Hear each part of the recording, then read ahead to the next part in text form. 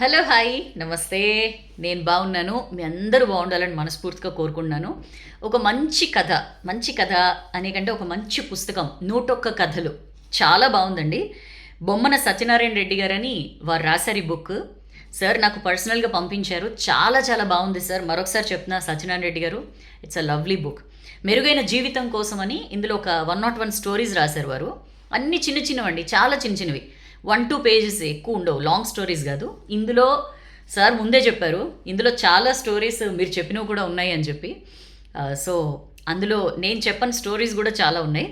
ఇంకా నేను మొత్తం చదవలేదు. ఒక ఒక 40 పేజెస్ వరకు, 40 స్టోరీస్ వరకు చదివాను. Too good. అన్నీ అందరికీ పనికొచ్చేవి. ఎస్పెషల్లీ పిల్లలకి రోజుకు ఒక కథ చెప్తే ఎన్ని విషయాలు నేర్చుకుంటారో నేనైతే చెప్పలేను. చాలా చాలా బాగుంది సార్ సత్యనారాయణ రెడ్డి గారు. సో మీ బుక్లోంచే ఒక మంచి స్టోరీ, అన్నీ బాగున్నాయి, ఒక మంచి స్టోరీ నేను సెలెక్ట్ చేసుకున్నాను. అదే ఇవాళ చెప్పబోతున్నాను. ఇదేంటంటే జనరల్గా భయం గురించిన స్టోరీ అనమాట. చాలా ఇంట్రెస్టింగ్గా ఉంది ఈ స్టోరీ. అనగనగా ఒక అడవి ఉంటుంది. అడవిలో ఒక చీమ చాలా వేగంగా పరిగెట్టుకుంటూ వెళ్తుంటుంది అనమాట.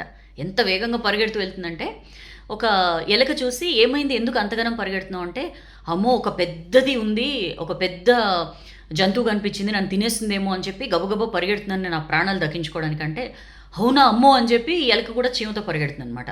వాళ్ళిద్దరు అట్లా ఫాస్ట్గా పరిగెడుతూ ఉంటే వాళ్ళకు ఒక కుందేలు కనిపిస్తుంది. ఏమైంది మీరు ఎందుకు అంతలాగా ఎందుకు పరిగెడుతున్నారు, అంత ఆయాసం ఎందుకు వస్తుంది మీకంటే, చీమ చెప్తుంది అనమాట, ఇంత పెద్ద జంతువు ఉంది, అది చంపేస్తుందేమోనని పరిగెడుతున్నామంటే, అమ్మో పద అని చెప్పి కుందేలు కూడా వాటికి తోడవుతుంది అనమాట. ఈ ముగ్గురు ఫాస్ట్గా పరిగెడుతుంటే దారిలో ఒక నక్క కనిపిస్తుంది. ఏమైంది మీరు ఎందుకు ఇంతగానో పరిగెడుతున్నారంటే, నక్క కూడా అదే చెప్తే, అయ్యో పదండి పరిగెడదాం అని చెప్పి అందరు కలిసి పరిగెడుతూ ఉంటారు. చాలా పరిగెడుతూ ఉంటారు. ఇంకా అసలు ఏదో ఊపిరితిత్తులు బయటకు వచ్చేస్తాయి అన్న స్థాయిలో పరిగెడుతూ ఉంటారు అనమాట. ప్రాణాలకి తెగించి పరిగెట్టడం అంటారు కదా. అంత పరిగెట్టిన తర్వాత ఇంకా నక్క నా వల్ల కాదు బాబోయ్ అని చెప్పి ఆగి, అసలు ఒక నిమిషం ఆగండి అని చెప్పి చీమను అడుగుతుంది. నిన్ను వెంబడి నువ్వు చూసి భయపడి పరిగెడుతున్నావు కదా, ఏం జంతువు అంటే, అప్పుడు చీమ చెప్తానమాట, గండు చీమ అని. ఒక్కసారి ఏ ఎలక కానీ కుందేలు కానీ నక్క కానీ ఒక్కసారి అసలు ఏంది గండు చీమక ఇంత ప్రాణభయంతో పరిగెడుతున్నావు అంటే, మరి గండు చీమ అంటే భయమే కదా, అది నన్ను చంపేస్తుంది కదా అంటే, సరే నీ భయానికి ఒక అర్థం ఉంది, మేమెందుకు పరిగెడుతున్నాం, అసలు ఏ రకంగా గండు చీమకు మేము భయపడాలి, ఇంత ఊపిరితిత్తులు పగిలిపోయే స్థాయిలో మేము పరిగెట్టడం ఏంటి అని చెప్పి నవ్వుకుంటాయి అనమాట. చాలా బుజ్జి కథ, చాలా బాగుంది.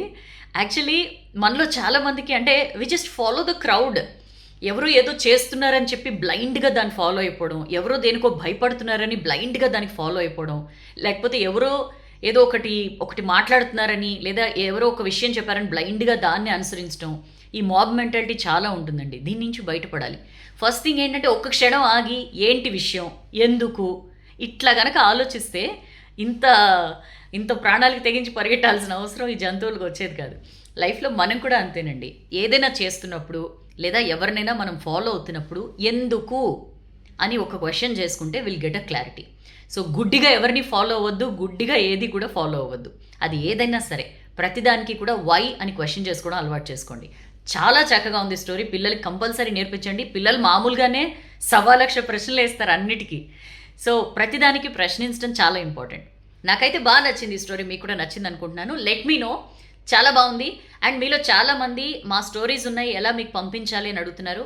సౌజన్య నాగర్, SOWJANYANAGAR, saujanyanagar@gmail.com నా మెయిల్ ఐడి అండి. మీరు పంపించవచ్చు. ఈ స్టోరీ అందరికీ చెప్పాలి అన్నట్లు అనిపిస్తే డెఫినెట్లీ నేను అందరితో షేర్ చేసుకుంటా. స్టోరీ నచ్చితే లైక్ చేయండి, బాగా నచ్చితే షేర్ చేయండి. నెక్స్ట్ వీడియోలో కలుద్దాం. This is your Soujanya. Tata bye, signing of.